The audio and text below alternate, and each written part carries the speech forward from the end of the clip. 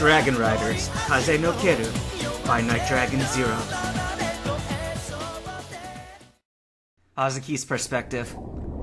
I awoke to the sound of running water. I was floating in it, apparently.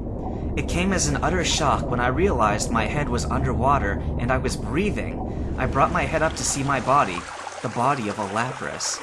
Panicked, I spun my head around and moved my flippers about. I was definitely wide awake. I glanced around to find myself in an underground lake. The thought of Kyle's imprisonment in a similar area suddenly flooded my mind. No! I screamed. Hazuki, that had better be you, a voice spoke. My voice. Kyle! A figure on the shore waved to me. It was myself, or at least Kyle in my body. I swam over and pulled myself up to shore. Kyle! What are you doing in my body? That's the same thing I wanted to ask you, he replied in my voice. Geez, it's weird enough being human again, but being female is even weirder. Excuse me? I muttered. But it's cool though, he laughed. I can look at myself naked.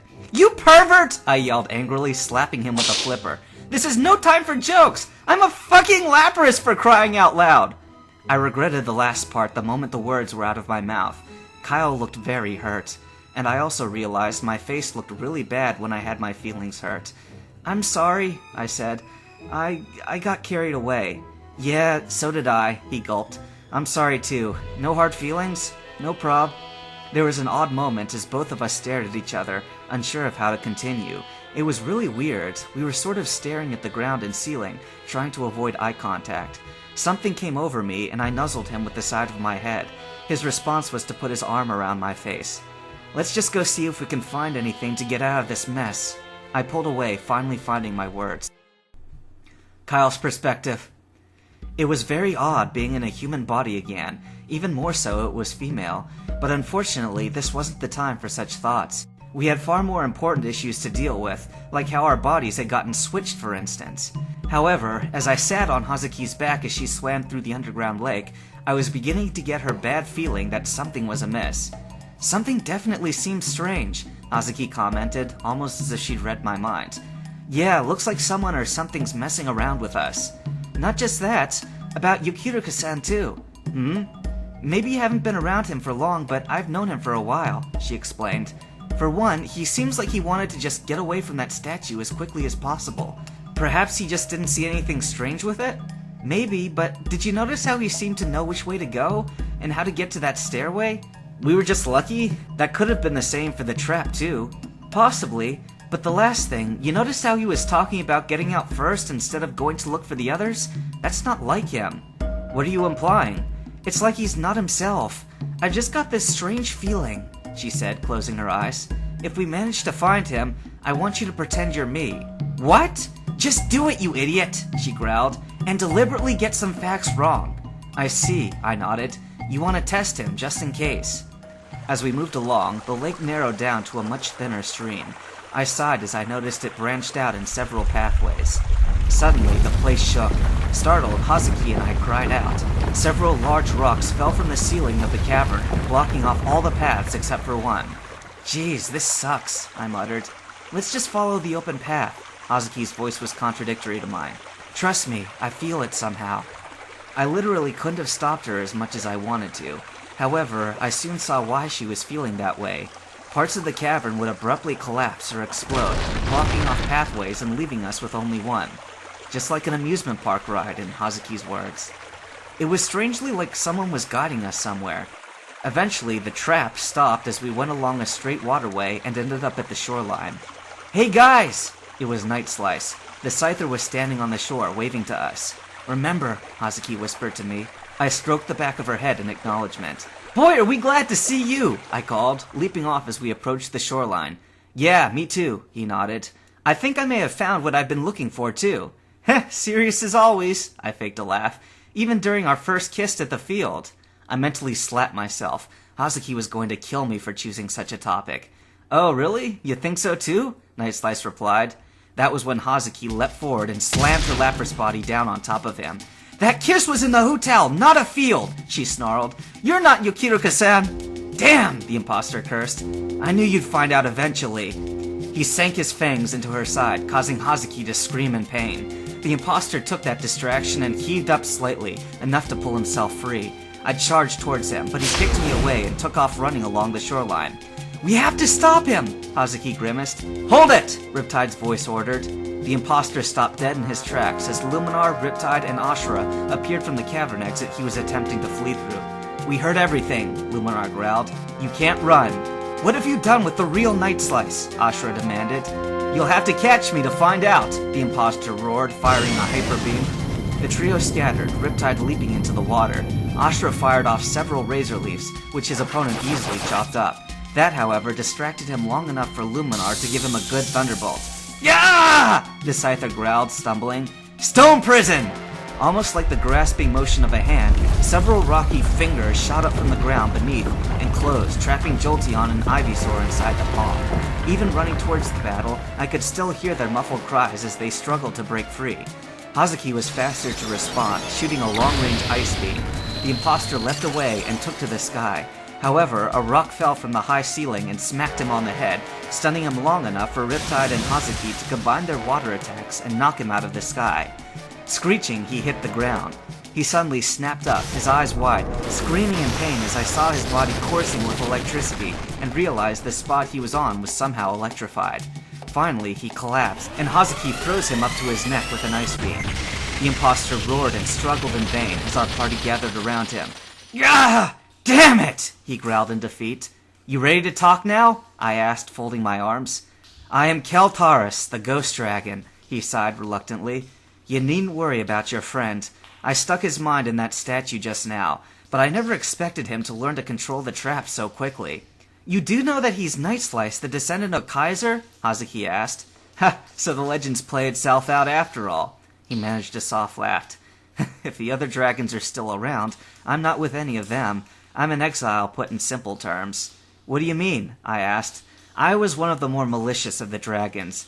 I never got out of the bloodlust of war. I couldn't stop killing and fighting. It got to the point where I went berserk on everything in sight, and thus forced the other dragons to take action. My body was turned to stone, and my spirit sealed with that purple gem you saw." "And now?" Hazuki asked. "You've won, fair and square," the dragon said sadly. "You do best to take me back to Night Slice." Night Slice's perspective. Even viewing the scene from within my mind, I could see that the others took great precaution in restraining the ghost dragon with Ashura's vines and bringing him back to the statue via the underground river.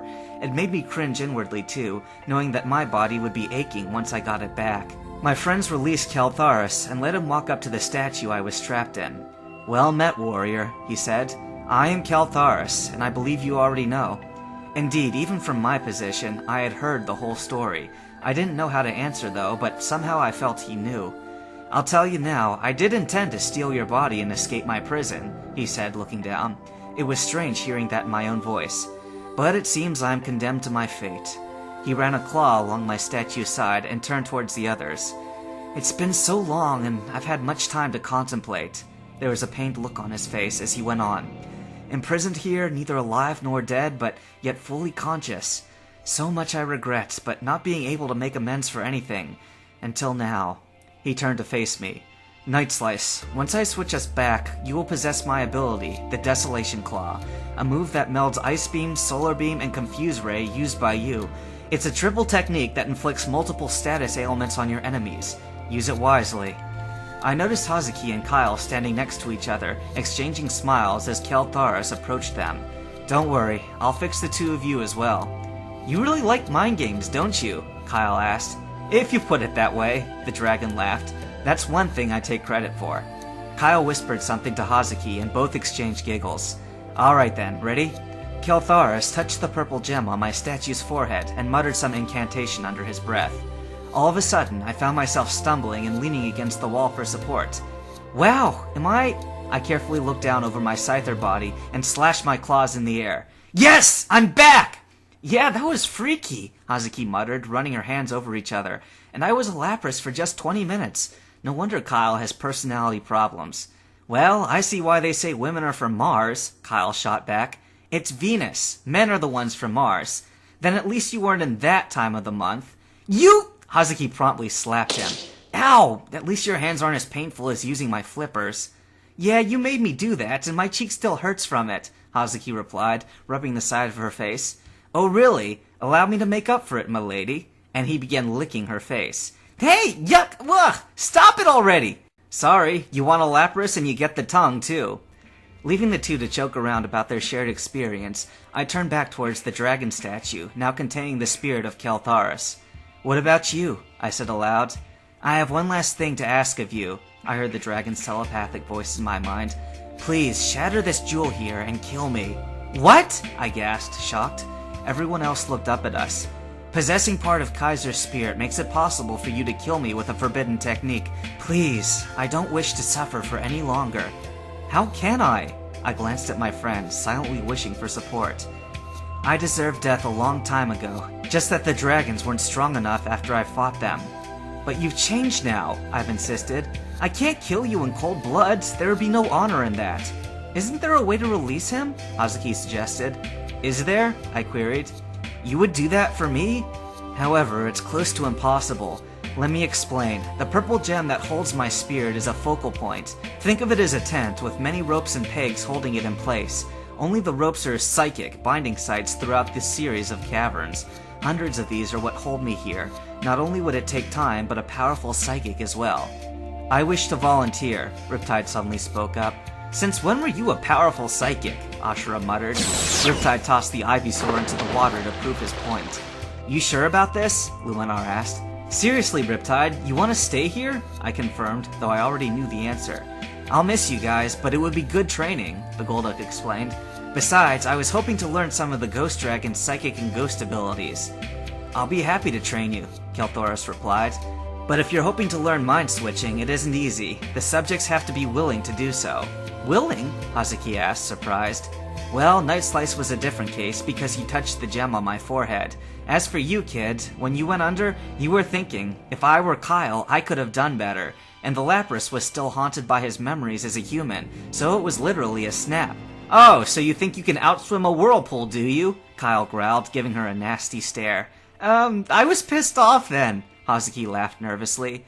I'll talk you through the location of the bonds. Riptide, was it? Yeah, the Golduck nodded. You have my deepest gratitude, Keltharis said. There was actually a joyful tone in his voice. There wasn't much to do other than bid Riptide and Keltharis farewell before departing this temple of mind and body.